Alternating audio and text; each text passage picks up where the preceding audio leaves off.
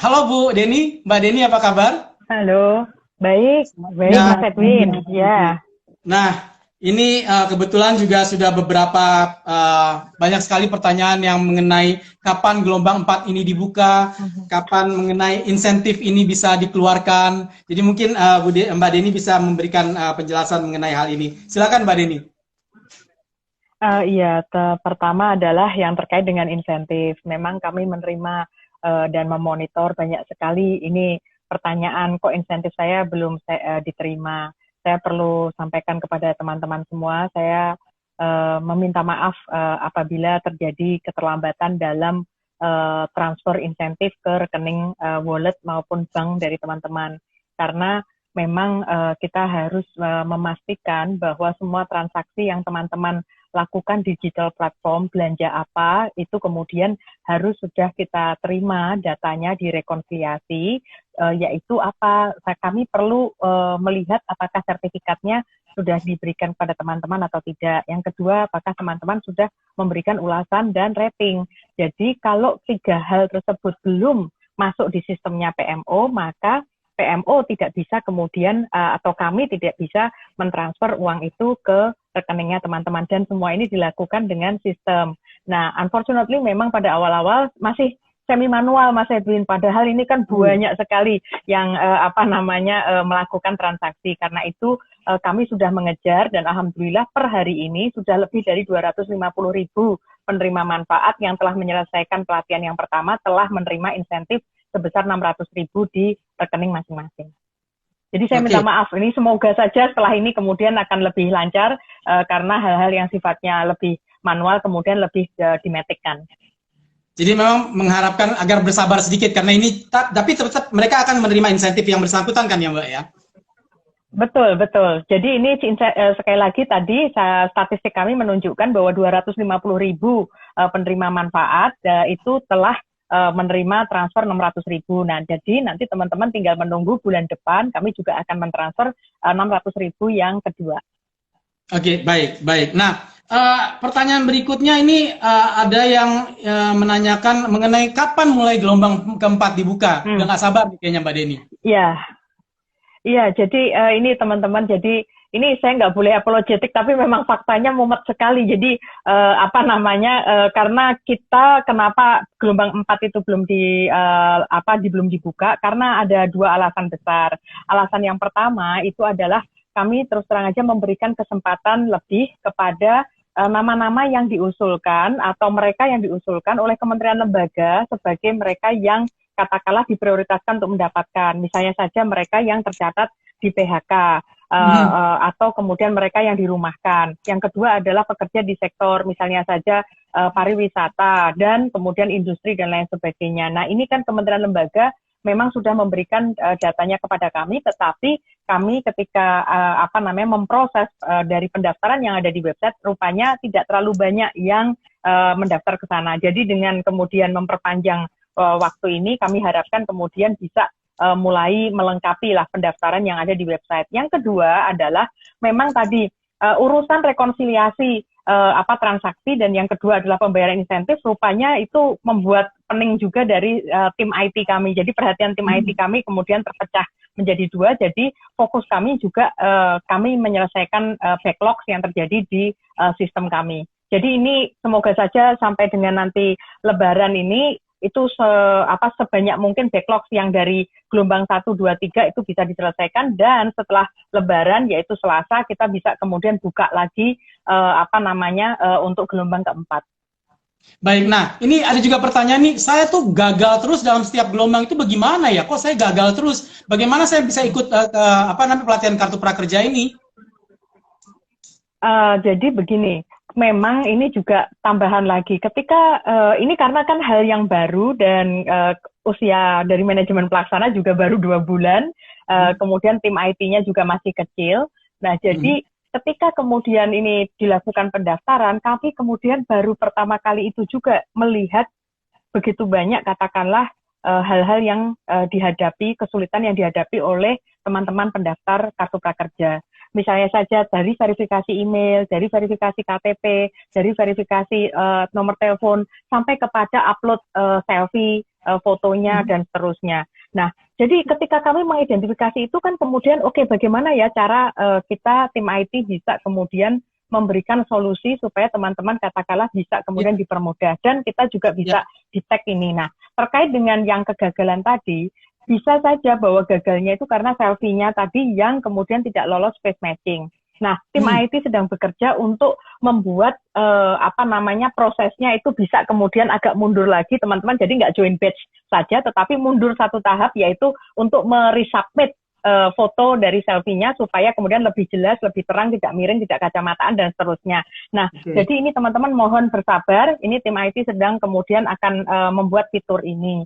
Yang kedua adalah, ini teman-teman, kalau misalnya teman-teman itu terdata di dalam data dari Kementerian Sosial sebagai penerima manfaat bantuan sosial, maka sesuai dengan arahan dari komite yang menetapkan kebijakan Kartu Prakerja, teman-teman tidak bisa menerima kartu prakerja karena memang uang APBN terbatas. Kita ingin pastikan bahwa mereka yang telah ada di DTKS dari Kementerian Sosial itu kemudian istilahnya bersabar dan tetap dengan bantuan dari sana, sedangkan prakerja itu untuk mereka yang belum mendapatkan bantuan dari pemerintah itu.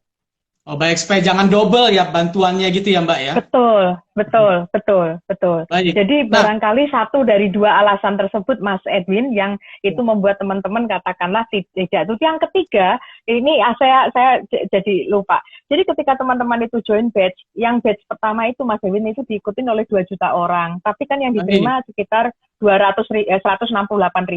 Yang kedua yang join batch itu 1,4 juta, yang diterima sekitar 288.000. Yang ketiga yang join batch itu 1,55 juta. Nah, jadi yang diterima adalah 2,5. Jadi teman-teman memang harus bersabar. Karena apa? Karena memang yang mendaftar dengan yang diterima itu memang rasionya adalah seperti yang teman-teman lihat tadi. Jadi memang tetapi kami dari manajemen pelaksana sudah berusaha untuk kemudian menciptakan sebuah algoritma yang itu katakanlah bagi teman-teman yang mendaftar dari batch ke batch itu kita akan bobot lebih supaya kemudian teman-teman more likely untuk kemudian mendapatkan. Tetapi sekali lagi ini teman-teman memang kita harus legowo, orang Jawa mengatakan, karena ya memang yang mendaftar dengan yang bisa didanai oleh pemerintah itu terbatas. Nah, untuk mereka yang gagal pada gelombang pertama, kedua, dan mungkin ketiga, itu bisa tahu nggak sih apa sih kesalahan mereka gitu loh? Karena kan kadang-kadang nggak tahu apa sih salah saya sehingga saya nggak bisa gagal di gelombang 1, 2, dan 3. Bisa ketahuan nggak sih, Mbak? Kalau ketahuannya adalah yang pertama, ya kalau tarik mundur tadi adalah simply bisa karena tidak ada masalah di soal selfie-nya, tidak ada masalah di DTKS-nya, tapi nggak kepilih aja karena saking banyaknya tadi peserta yang mendaftar. Nah, jadi itu bisa saja. Karena tadi kan kalau misalnya saja hanya 288.000 padahal pendaftarnya adalah 1,5 juta, berarti kita bicara 1 dari 5 orang kan yang mendapatkan. Berarti 4 orang nggak mendapatkan. Nah, yang kedua adalah memang kami belum memberikan notifikasi yang khusus, yaitu bahwa Anda gagalnya ada di selfie-nya, sehingga kemudian bisa resubmit selfie itu. Yang ketiga adalah yang di TKS. Kami memang, karena ini Mas Edwin begitu gagal itu, kemudian kan kalau misalnya mau memberitahu teman-teman, itu either pesannya itu embedded di dalam sistem, atau kita SMS. Tapi kalau kita SMS, kan tambah ongkos. Jadi kan PMO harus memastikan ini uangnya ini dijentreng-jentreng untuk kebutuhan yang luar biasa. Demikian. Baik. Nah, tadi Mbak Deni juga bilang bahwa ada pendaftaran melalui kementerian lembaga terkait, ya. Nanti akan disubmit ke PMO. Tapi yang individunya sendiri harus daftar kan? Kalau nggak daftar nggak ketahuan nantinya. Betul. Betul. Jadi tidak ada, ini saya tegaskan kepada teman-teman yang menonton acara ini, bahwa PMO, manajemen pelaksana, tidak ada yang namanya pendaftaran itu lewat jalur belakang. Nggak ada. Semuanya adalah lewat depan. Jadi ini sangat fair. Tidak ada hengki-pengki, tidak ada yang KKN, yang gitu-gitu, nggak ada. Jadi kementerian lembaga itu mengusulkan, tapi kemudian nomor induk keluarganya atau kependudukannya itu kemudian kita bisa identifikasi, dan begitu pesertanya itu mendaftar, itu kemudian kita prioritaskan. Nah, jadi sifatnya adalah memprioritaskan dan harus tetap mendaftar lewat website. Mhm. Nah, sekarang untuk mereka yang berminat untuk menjadi lembaga pelatihan, apakah mereka bisa mendaftar langsung atau harus melewati platform atau bagaimana? Nah, kalau ini lembaga pelatihan tadi yang contohnya seperti yang tadi barusan diwawancara oleh Mas Edwin ya. Jadi kalau lembaga pelatihan itu mendaftarnya mereka adalah lewat si digital platform. Jadi ini 8 ini sekali lagi kita jadi pelatihan itu tidak oleh yang 8 ya teman-teman, tapi 200 lebih dari lembaga pelatihan dan ini banyak terus lembaga pelatihannya yang berminat untuk bergabung dalam ekosistem prakerja. Jadi kalau teman-teman punya modul bagus, silahkan kemudian menghubungi satu atau semua dari digital platform yang ada, dan kemudian teman-teman tinggal memenuhi persyaratan oleh masing-masing digital platform itu. Sedangkan PMO itu nantinya setelah teman-teman di-approve oleh digital platform, kemudian digital platform akan memberikan kepada PMO, PMO kemudian akan meng-approve itu sesuai dengan syarat-syarat administrasi yang ada di dalam Permenko. Nah ini Mas Edwin saya perlu sampaikan bahwa teman-teman yang ingin mungkin berdonasi karena mungkin teman-teman memiliki katakanlah organisasi sosial atau profesi yang luar biasa dan merasa ada modul yang bagus dan mau mendonasikan, silahkan kemudian teman-teman sampaikan kepada digital platform bahwa harga dari pelatihan itu Rp1, itu bisa. Jadi ini kan Rp1 kan nilai gratis ya sebenarnya, dan berarti dengan 1 juta itu 1 juta rupiah peserta yang dari bantuannya pemerintah ini per anak bisa mendapatkan pelatihan 1 juta biji gitu loh. Jadi kita tidak perlu kemudian katakanlah harus bersih tegang antara mereka yang gratis dengan yang tidak gratis. Teman-teman kalau punya yang bagus silahkan masuk ke ekosistem prakerja. Ekosistem prakerja itu sifatnya inklusif dan encompassing. Jadi kita tidak eksklusif, silahkan saja. Nah kemudian saya perlu sampaikan bahwa di Sisnaker itu fee-nya atau komisinya Rp0. Jadi teman-teman kalau taruh Rp1 itu sudah cukup untuk kemudian bisa listed sebagai lembaga pelatihan yang ada di ekosistem prakerja. Jadi siapapun bisa bergabung, even itu berbayar bisa, ataupun dia sendiri mau menyumbangkan itu untuk bangsa negara gitu ya Mbak ya? Okay. Betul. Rp1 bisa. Ya. Iya. Nah, ini balik lagi ke pertanyaan yang tadi nih. Ini gelombang keempat kapan Mbak? Mulai dibukanya. Jadi gelombang keempat akan kita buka tanggal 26 setelah Lebaran langsung jedeng. Iya. Jadi setelah Lebaran teman-teman, mati gaya, udah kenyang makan ketupat, mainkan aja HP-nya untuk kemudian join batch 4. Ya. Tuh Sobat Prakerja, ingat ya setelah Lebaran langsung dibuka nih sama PMO dari tempatnya Bu Deni, tempatnya Mbak Deni untuk gelombang keempat. Nah ngomong-ngomong sampai akhir tahun ini ada berapa gelombang sih Mbak? Sekitar 30 Mas Edwin. Oh baik, ya, 30 sekitar gelombang 30 ya. Ya, masih banyak. Jadi ini bagus juga untuk memberikan kesempatan bagi saudara-saudara kita barangkali yang informasinya sampai kepada rekan-rekan agak terlambat. Jadi kita kenapa tidak merekrut langsung 5,6 juta peserta di depan, karena tadi bahwa kecepatan dan kemampuan untuk menyerap informasi dan juga kemampuan server kami dengan sistem informasi itu juga terbatas. Jangan sampai kemudian program ini bias kepada mereka yang siap secara teknologi maupun informasi atau akses teknologi informasi. Nanti kasihan dari teman-teman yang jauh-jauh, katakanlah itu belum sempat mengasup informasi, sudah habis dulu kuotanya karena tadi dibukanya first come first serve. Jadi karena itu kita pakainya adalah rekrutmen secara gradual. Ya. Nah tadi kan Mbak Deni bilang ini masih dalam perbaikan ya, sistemnya diperbaiki, terus masalah insentif tadi karena memang masih baru dan masih perlu ada perbaikan-perbaikan. Itu sampai kapan perbaikannya supaya ini bisa lancar semuanya? Wah itu saya hanya mengatakan itu continue. Tidak ada liburnya. Bahkan ini kan tim IT ini kerja terus ketika Lebaran untuk menyelesaikan backlog. Karena ya itulah yang namanya teknologi informasi. Mereka bekerja 24 jam 7 hari dalam seminggu. Jadi ini adalah cara-cara baru bagaimana pemerintah mau melayani masyarakat. Jadi memang berbeda mungkin.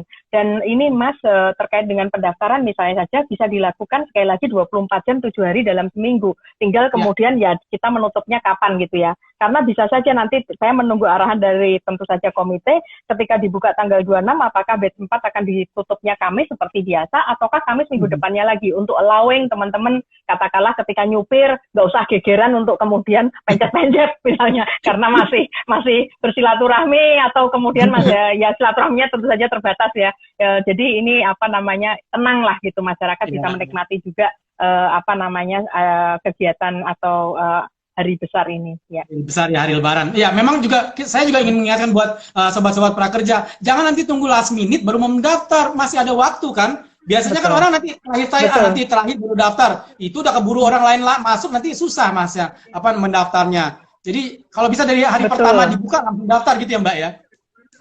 Iya, atau kemudian ya walaupun puasanya sudah selesai tapi bangunnya adalah pas sholat tahajud atau sholat pas sahur, sehingga itu sepi Mas. Betul. Ternyata traffic nggak cuma di lapangan, di jalanan juga, tapi di sini juga trafficnya luar biasa ya. Betul. Baik. Nah, Mbak Deni, ada lagi nih. Jadi ada banyak respon netizen mengenai ini kan pelatihannya yang di lembaga pelatihan dan di platform ini kayaknya ece-ece ya. Itu gimana tuh tanggapan Mbak Deni? Kalau saya sih gini ya, saya terus terang nggak mau punya prejudis apapun ya Mas ya. Karena begini, kita ini kan melayani banyak orang dari Sabang sampai dengan Merauke. Coba kalau saya tanyain sama Mas Edwin tahu nggak jenis pekerjaan atau usaha yang paling oke katakanlah di Kepulauan Pangkajenik? Wah, nggak tahu. Atau di Bovendigul. Atau kemudian di Kepulauan Nias, atau di Aceh Singkil, atau di Sukabumi. Kita nggak tahu. Persis. Betul. Jadi karena kita ini melayani sangat besar, melayani se-Indonesia, kalau saya sih terus terang rendah hati. Rendah hati, saya tidak ingin punya penilaian-penilaian kayak, ini yang sophisticated, ini yang ecek-ecek. Saya nggak berani. Tapi tugas kami adalah menyediakan menu pelatihan sebanyak mungkin dari A sampai dengan Z. Silahkan masyarakat pilih sendiri mana yang paling cocok buat masyarakat. Nah, yang kedua adalah kita juga harus besar hati bahwa ini karena pelatihan yang sekarang ini kan dalam rangka merespon COVID. Jadi jenis pelatihannya yang mudah diaplikasikan buat saudara-saudara kita yang terdampak penghidupannya karena COVID. Kemudian kita juga tahu bahwa durasinya juga ada yang diperpendek supaya supaya kemudian menghemat katakanlah pulsa dan juga mereka mungkin butuh segera menggunakan uang insentif untuk menopang kehidupannya. Nah, jadi ini banyak sekali penyesuaian, ini bukan moda normal ya atau pola normal dari prakerja. Jadi saya sih besar hati terkait dengan itu. Dan saya tidak ingin menganggap enteng kursus-kursus seperti MS Word, Excel, bahasa Inggris, cara berdagang, cara jualan tadi, sales and marketing itu kan cara jualan doang. Nggak bisa, kita nggak boleh kemudian terlalu arogan terhadap itu. Kemudian bisnis pempek. Bukan soal membuatnya saja, tetapi katakan bagaimana kita bisnis pempek, bagaimana kita melakukan outsourcing dan segala macam. Nah, jadi saya mohon ini kita jangan hanya baca judulnya, tetapi mari kita lihat isinya. Dan yang kedua adalah sekali lagi kita melayani jumlah masyarakat yang sangat besar. Nah, baik. Nah, ini kan lebih yang kita obrolin dari tadi ini mengenai pelatihan-pelatihan ini bisa dijangkau secara online. Nah, terus gimana buat masyarakat yang tidak memiliki akses internet? Apakah ada juga pelayanan dari kartu prakerja? Iya, jadi begini Mas Edwin. Jadi awalnya memang kami tuh khawatir bahwa pelatihan ini hanya dimanfaatkan oleh mereka yang ada di perkotaan atau mereka yang siap secara gadget, punya smartphone. Pokoknya malah the privileged ones gitu loh. Saya kan khawatir, padahal kita sebenarnya kan pinginnya adalah menangkap mereka yang membutuhkan. Nah, terkait dengan ini, alhamdulillah kita sudah melihat di batch 1, itu kita sudah menjangkau 507 kabupaten se-Indonesia. Jadi hanya 7 kabupaten saja yang tidak mendapatkan kartu prakerja karena pendaftarnya nggak ada gitu. Nah, jadi ketika melihat ini, saya kan kemudian satu batch saja sudah 507 kabupaten dan ternyata ini cukup konsisten dari batch 2 dan batch 3 juga. Nah, jadi kesimpulannya tuh sebenarnya saya rasakan adalah mungkin lebih mudah buat masyarakat itu mendapatkan wifi atau menemukan internet daripada kemudian ngurus surat-surat atau daftar di kantor-kantor pemerintah. Karena kalau kantor pemerintah mungkin tutup juga karena si COVID ini. Nah, jadi ini adalah cara baru bagaimana kemudian cukup temukan wifi dan kemudian pinjam atau pakai komputernya siapa atau smartphone-nya siapa untuk kemudian mendaftar. Nah, dan tadi saya sudah sampaikan pendaftarannya tidak semuanya di depan supaya tidak hanya dimanfaatkan oleh mereka yang siap secara teknologi. Yang selanjutnya juga dari PMO juga sudah bekerja sama dengan Pemda, di mana 5 SKPD juga memfasilitasi pendaftaran dan juga nantinya jika ikut pelatihan. Dan kita terus terang aja saya berharap Mas ini mumpung momentumnya itu kan sebenarnya adalah toleransi dan juga kesetiakawanan sosial ya, bahwa kita ini kan tahu tetangga-tetangga kita, Pak RT atau apa yang di sekitar RT kita ini yang mana yang katakanlah susah. Lembok Yao, kita tuh punya Mas Edwin misalnya punya bekas laptop bekas, kemudian gadget bekas, smartphone bekas, itu didonasikan aja kepada RT. Iya, supaya kemudian itu saudara-saudara kita, tetangga kita yang membutuhkan itu didaftarin, dibantuin, dipinjamin wifi dan segala macam, supaya kemudian mereka bisa mendaftar. Nah, kemudian yang terakhir adalah kita nanti kan begitu ini ada pelonggaran, kita akan melihat beberapa daerah yang bisa untuk kursusnya adalah offline. Jadi ini tidak hanya online tapi juga offline. Ya.